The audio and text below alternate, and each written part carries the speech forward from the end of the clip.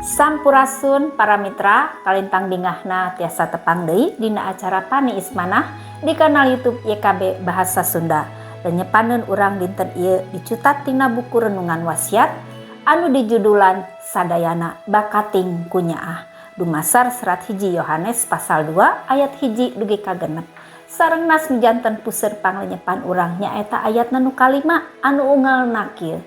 Jelema anu nurut kana sabda Allah nyaeta anu sampurna nyaahna ka mantena.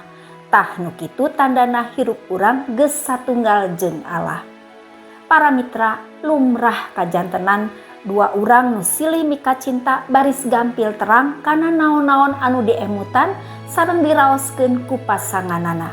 Sanes eta wungkul sadar atanapi henteu. Anjeunna baris nyaluyukeun diri sareng naon nu janten perhatosan katut karesep pasanganana.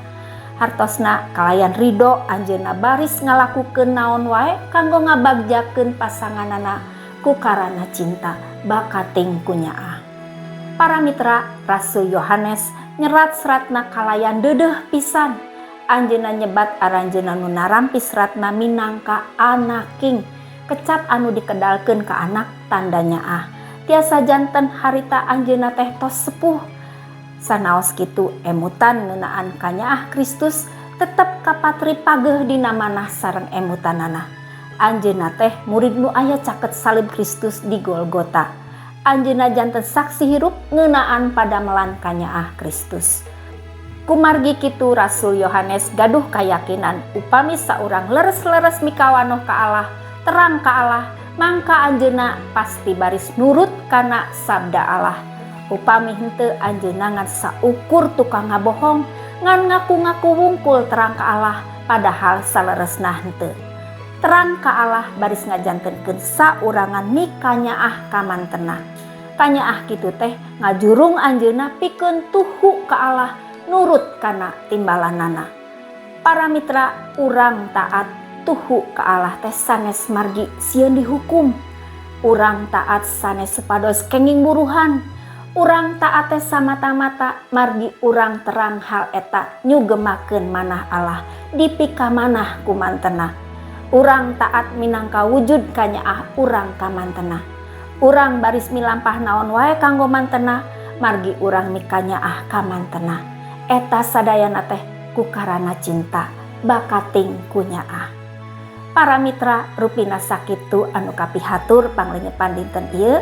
Pamugi tiasa janten berkah kanggo urang sadayana. Urang tepang deui dina episode salajengna. Ulah hilap subscribe, like, sareng bagikeun kanu sanes. Cag heula.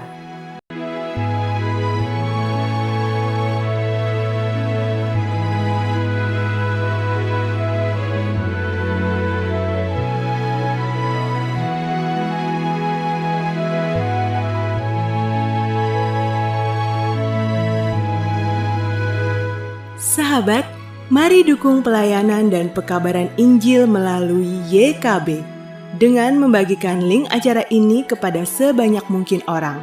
Dukungan juga dapat saudara lakukan dengan mentransfer dukungan finansial ke rekening BCA ke nomor 450 305 2990 450 305 2990 atas nama Yayasan Komunikasi Bersama.